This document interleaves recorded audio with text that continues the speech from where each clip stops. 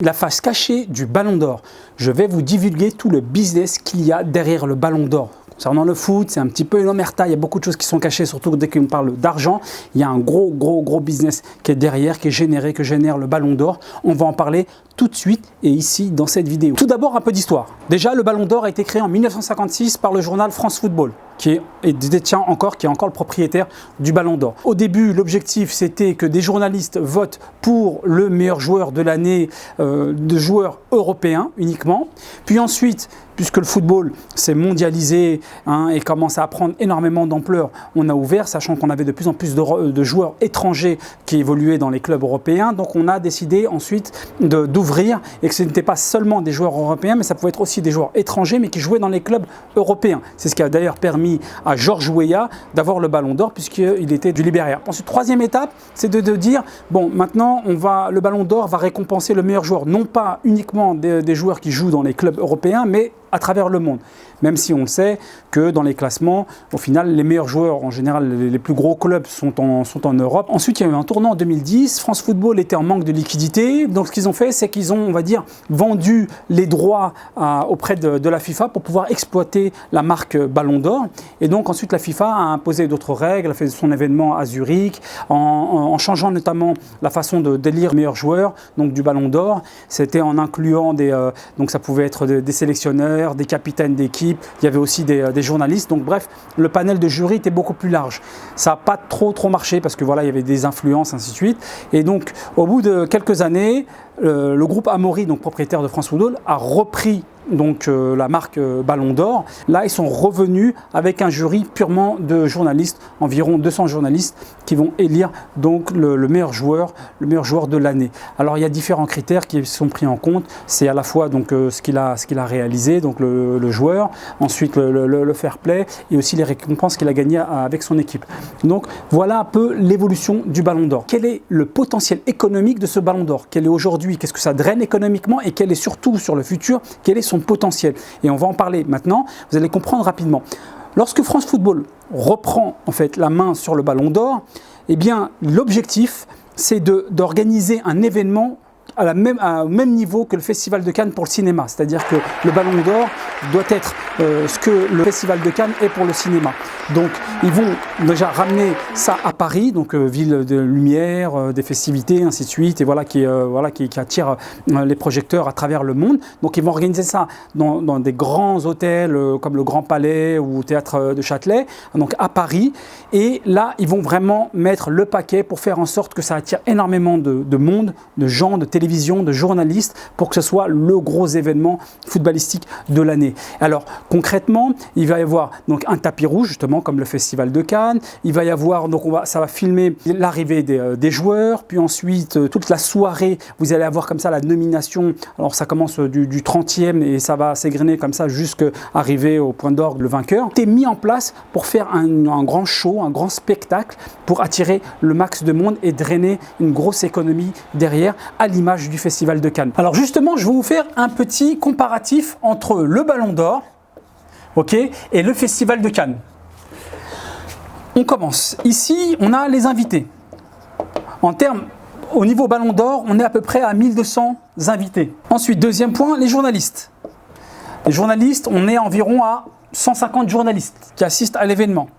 Caméras, pour voir un petit peu ce qui est mis en place. On a une dizaine de caméras, on va dire les 15 caméras, qui va un petit peu gérer toute l'ambiance, puisque là, une caméra accrochée à une grue pour faire tout le show. Voilà ce qu'aujourd'hui, en termes de chiffres, on a au niveau du Ballon d'Or. Alors qu'encore une fois, le football est une industrie qui est plus puissante que le cinéma. Festival de Cannes, en termes d'invités, on est à 120 000 invités. 120 000 invités donc, durant le Festival de Cannes.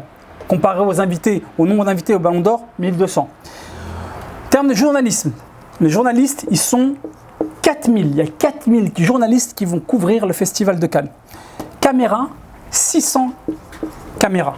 Alors qu'on parle d'une industrie qui est moins puissante économiquement que le football. Il faut savoir que le Festival de Cannes va être organisé sur 10 jours.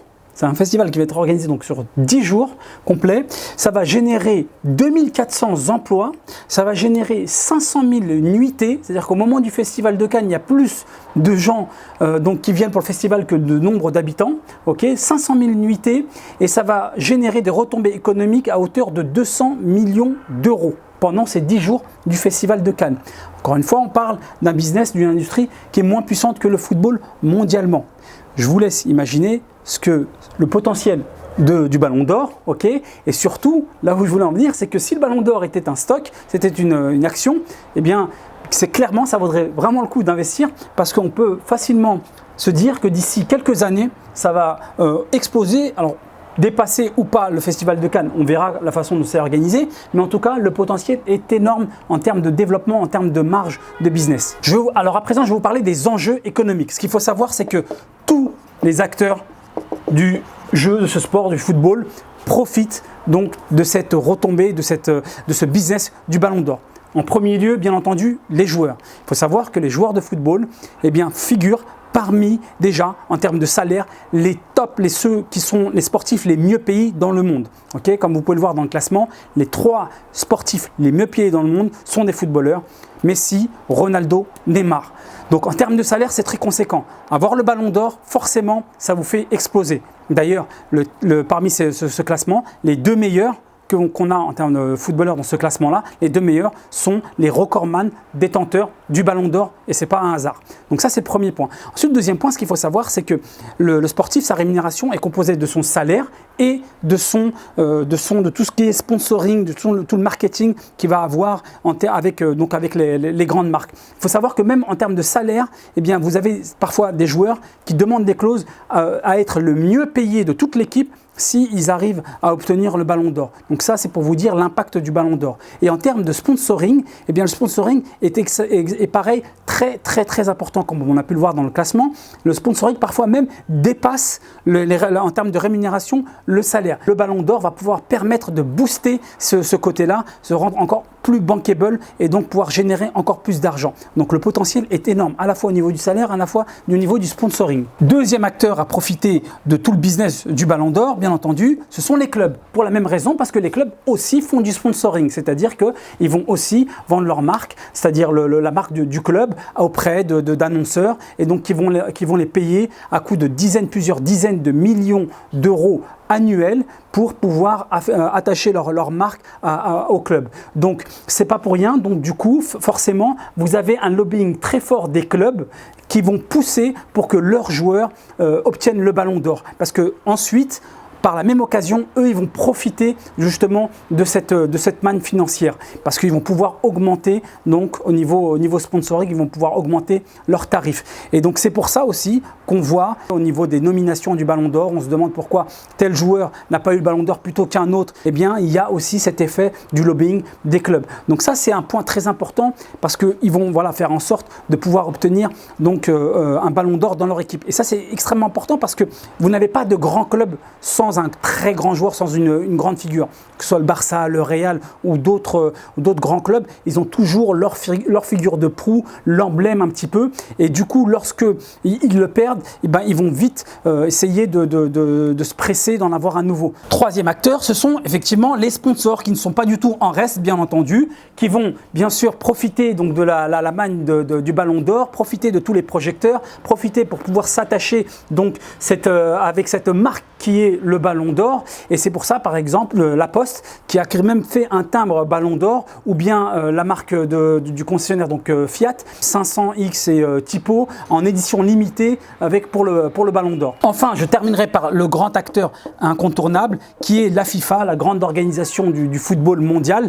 Et eux, donc, ils sont incontournables. Même maintenant, par exemple, la Coupe du Monde, on ne peut plus appeler ça normalement la Coupe du Monde, mais c'est la Coupe du Monde FIFA, puisque c'est une marque déposée. Pour les gamers, EA Games, son jeu le plus profitable, c'est FIFA. d'accord? Parce que voilà, ils achètent leur marque et donc ils peuvent ensuite utiliser les noms dans leur jeu.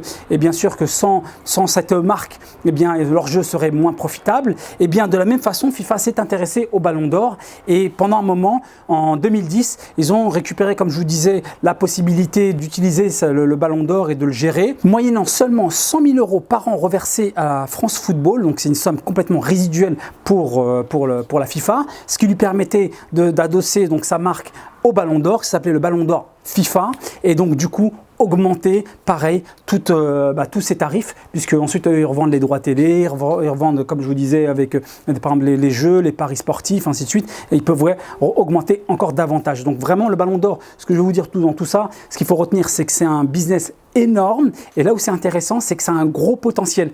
On voit bien qu'il y a un gros développement possible, et c'est là que c'est intéressant et que je voulais vous partager. Surtout, n'oubliez pas de vous abonner. Je vous dis bis and kiff, à bientôt, ciao.